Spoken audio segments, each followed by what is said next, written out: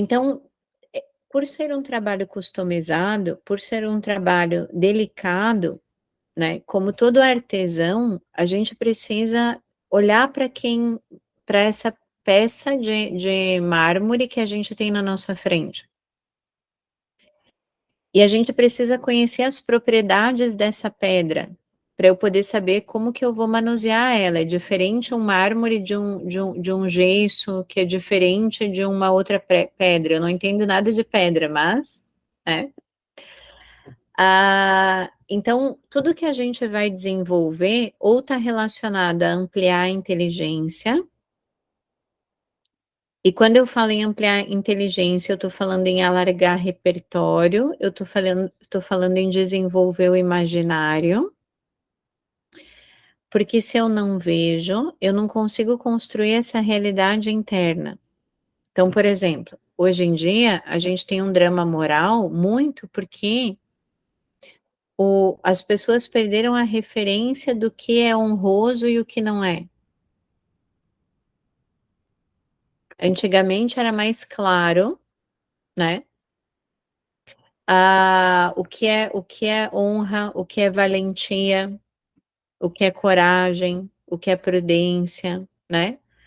Hoje esses conceitos eles se misturam muito, se confundem e são distorcidos, o que contribui para que as pessoas tenham pouca capacidade imaginativa, o que é um limitador para o desenvolvimento de uma habilidade, né. Então, por exemplo, você está querendo ter a habilidade de dirigir, né. Ver um carro, entrar num carro, botar a mão no volante, trocar a marcha, botar o cinto de segurança, imaginar que você está dirigindo, ver você dentro de um carro, tudo isso vai compondo um conjunto de sinapses e de articulações que o nosso cérebro precisa fazer para aprender algo. Uma das limitações de um novo hábito é eu não conseguir ter um repertório desse hábito, ou seja, ser capaz de ver: "Olha, a Fernanda está sendo corajosa agora. Isso que a Dalila fez é valentia". As pessoas não percebem, elas estão distraídas. Quando elas veem, elas não sabem nominar, né. E essa falta de repertório dificulta que essa virtude seja treinada. Então, um foco sempre do nosso olhar para o outro e para nós mesmos é: o que que ele tem que ver que ele não está vendo? Eu pergunto muito isso, muito, muito, digo: "Tá, o que que tu tá vendo? Me mostra o que que tu tá vendo". Porque é uma imagem, tá. Me mostra o que que tu tá vendo. Por exemplo, se me perguntassem hoje, né, na empresa que eu estava antes: "Tem alguma coisa estranha na empresa?". Eu começo assim, porque eu não sei direito o que que eu tô vendo. Aí eu começo assim: "Tem alguma coisa esquisita aqui, mas o que que tá esquisito?". Aí eu comecei a pensar assim: "Ó, tem um gestor executivo", porque lá é gerente, gerente executivo e diretor. Tem um gerente executivo que veio do Rio, ele fica a semana toda, ele vem 3 vezes no ano, e ele veio numa semana que o diretor não tá. Aí eu falei assim: "Mas que bucha tu ficar aqui uma semana e justo na semana que tu não tá, o diretor não tá", né. Aí eu guardei essa informação. Mas por que que ele veio e o diretor não tá? Por que que eles não alinharam? Por que que eles não conversaram sobre isso? É uma pista, eu percebi isso, né. Aí eu percebi que tinha um conflito que eu não tinha visto, eu falei: "Ih, tem uma rejeição aqui", né. Tem um gerente executivo que está com dificuldade de se adaptar ao modelo de gestão do diretor. Tem um gerente executivo que acha que ele deveria permanecer na empresa mais tempo e que tem uma condição de vida muito sensível, que faz com que o trabalho seja um ambiente de saúde mental para ele. Então ele não vai querer parar de trabalhar. E tem uma organização que acha que ele poderia sair nos 4 anos. Então, ele tem uma perspectiva de sucessão e a empresa tem outra e eles não se conversam. Daí eu fui para uma outra reunião e dei uma provocadinha no sistema para ver se eu estava certa. O que que é provocar? Quando tu não sabe direito o que tu tá vendo,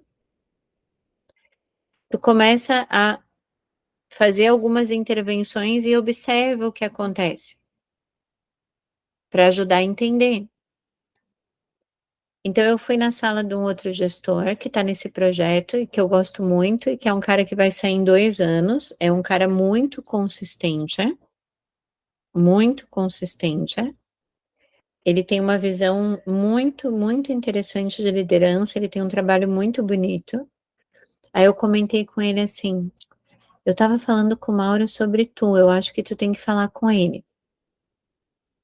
Então isso é o que eu faço muito, que eu falo que eu faço máfia, porque eu sei e que isso tem que cuidar, tá, não nem sempre é bom, é um risco. Aí eu começo a fazer máfia, o que que eu faço? Eu saio de uma sala, tá, que eu prometi pra ele que eu não ia falar nada para o diretor, mas eu só prometi que eu não ia falar nada para o diretor. Eu não prometi que eu não ia poder falar sobre isso com outras pessoas. Aí eu vou lá e falo com um liderado dele, que é um gerente. Não, não é um liderado, ele tá na hierarquia abaixo de gerente que responde ao executivo, mas esse cara responde a um outro executivo, não é ele. Então não é um líder direto, mas ele tá numa posição maior, né. Só que esse cara é um cara que é visto no sistema como alguém que tem bom senso, que é ponderado, que é justo, que dá bons conselhos, então eu fui fazer máfia com esse aí, né. E eu disse assim: "Olha, eu estava falando com o Mauro sobre a importância de ele falar sobre a sucessão, porque ele acha que ele tem uma longevidade que não é a que a empresa acha que tem. E é muito duro um executivo sustentar o seu plano na sua visão, achando que sabe e não se preparar. Sabe o que que vai acontecer? Daqui a 5 anos a empresa não quer mais ele e ele não sabe o que fazer. E a empresa se sente culpada, porque está mandando ele embora, mas ele não se preparou e ela sofre, mas ela tem que fazer isso e aí, né. Aí eu falei assim, eu falei para ele que ele tem que falar sobre isso, porque o tempo dele é um, da empresa é outro. E normalmente, não vamos ser ingênuos, a empresa é mais rápida, ela acha que tu pode ir embora antes, na maioria das vezes, né. E eu acho que tu podia falar com ele também, eu disse, né, porque tu lida tão bem com a tua sucessão, tu ia sair esse ano, decidiu ficar mais 2, mas tu comunica, tu conversa sobre isso, a equipe tem visibilidade, tu tem um plano, tu tem um projeto depois daqui, né. Então, eu acredito muito em ti, assim, eu acho que tu pode esses 2 anos que tu tá aqui, tu pode ajudar. Então veja, eu falei com um, depois eu fui falar com o outro, eu sugeri que um interaja com o outro com um foco específico, eu sugeri que o outro interaja com o outro com um foco específico, e tudo isso é desenvolvimento.